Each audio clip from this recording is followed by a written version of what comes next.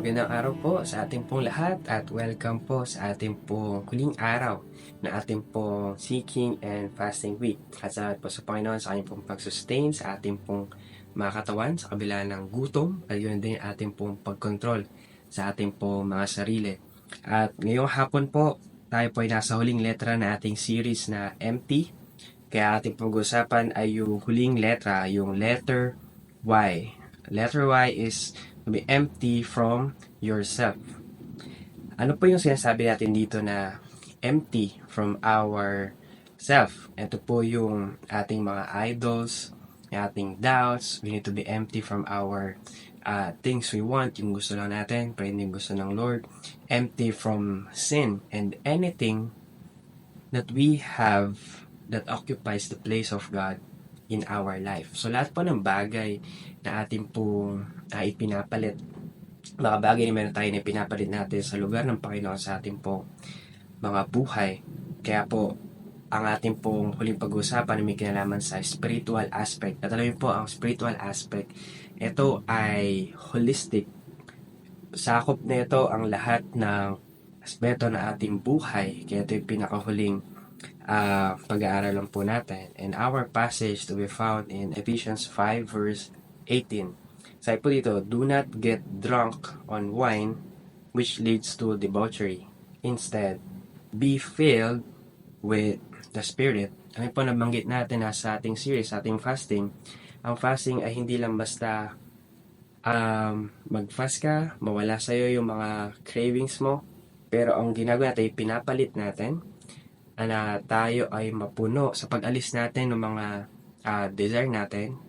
Pinupuno natin pong sarili ng banal na spirito. So, sabi ni Paul sa Ephesians, makita niyo po dito yung parallelism niya eh. Sabi niya, do not get drunk on wine, which leads to debauchery, but be filled with the Spirit. Alam niyo po, kapag ang isang tao nalalasing, di ba po, nakita natin na maraming mga lasing nag-aamok, maraming mga lasing naggagawa ng mga bagay hindi nila alam. Tapos kapag nawala yung kailang lasing, kinabukasan, di nila alam. So, kumbaga sila ay kontrolado ng alcohol. Ng kailang pong katawan ay kontrolado ng alak na hindi na nila naiisip kung ano yung tama, hindi nagiging matuwid ang kailang pong pag-iisip. Kasi sabi ni Apostle Paul, huwag mong hayaan na ikaw ay makontrol ng alak or ng ibang bagay sa mundong ito, but be filled. Ikaw ay malulong sa banal na spirito at hindi sa alak o anumang bisyo, anumang bagay na maaaring makapagpuno sa atin. So, kinakailan po natin ngayong fasting week for us to seek at maging malinaw sa atin ang kalooban ng Panginoon. Kailangan natin alisin lahat ng mga bagay na hindi ayon sa kalooban ng Diyos at tayo po ay mapuno ng banal na spirito. Ang banal na spirito ang siyang magko-control na ating pong isipan, na ating pong mga damdamin, magkakaroon tayo ng mga desire, ng mga nais na nakaayon sa Diyos at hindi lang basta gusto natin. But ito yung mga bagay na makakapagbigay o magkakaroon ng magandang bunga sa ating po mga buhay. Kaya sinasabi niya po sa Paul, do not get drunk on wine. Huwag mong hayaan na ikaw ay mawala ng control sa iyong sarili o ikaw ang kumontrol ng sarili mo at mga bagay na gusto mo. But be filled, be controlled, be under the influence of the Spirit. Ang siya pong tutulong sa atin pamalakaran ang kalooban ng Panginoon. And then sabi din po sa Romans chapter 5 verse 2, through whom we have gained access by faith into this grace in which we now stand.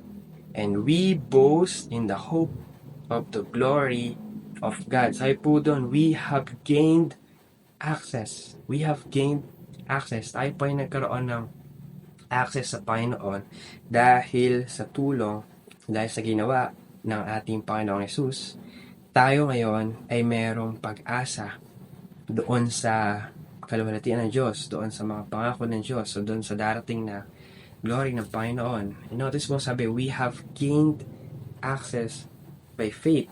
Tayo po ay nagkaroon.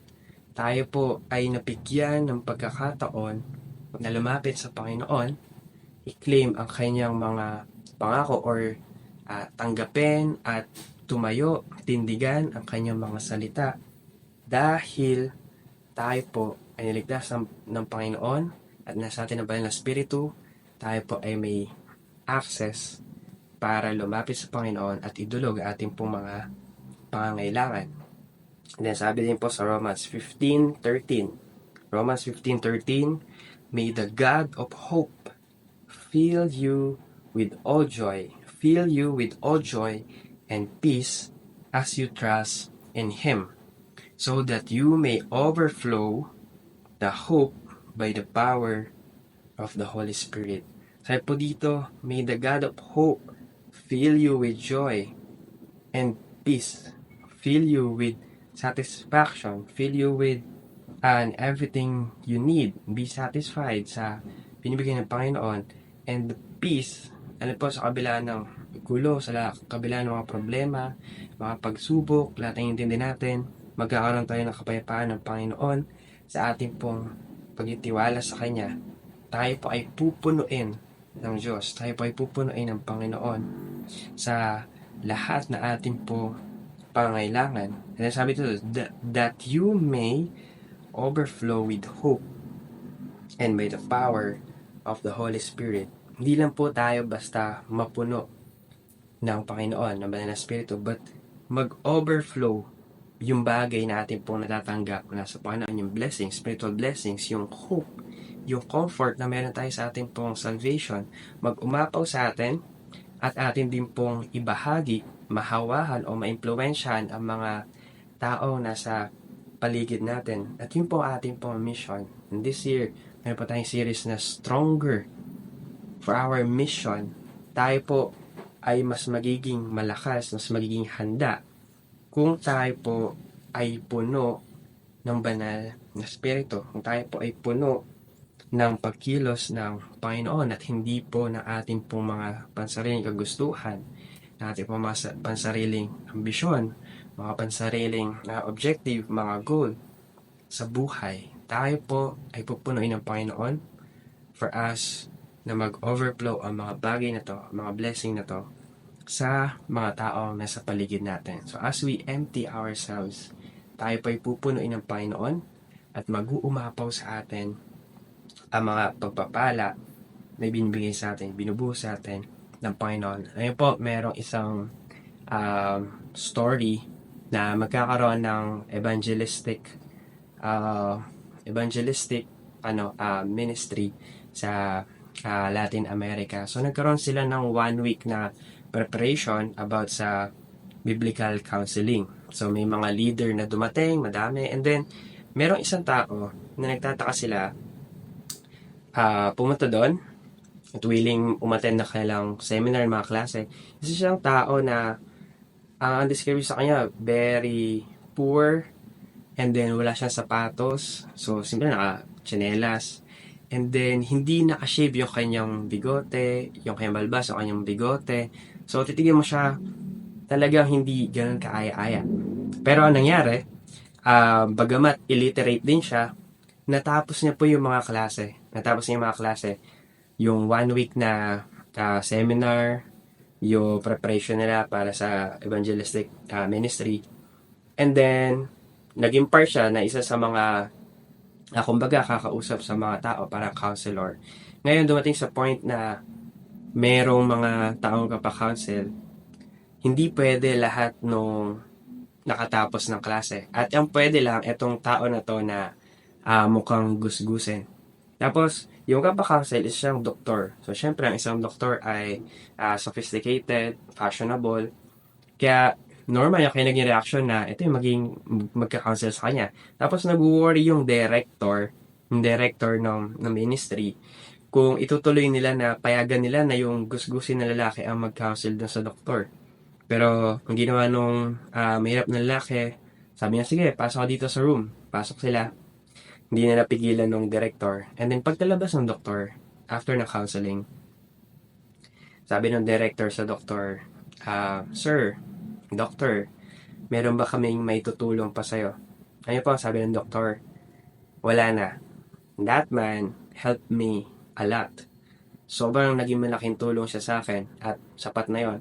And then, the next time, bumalik yung doktor, meron siyang kasamang dalawa pang doktor.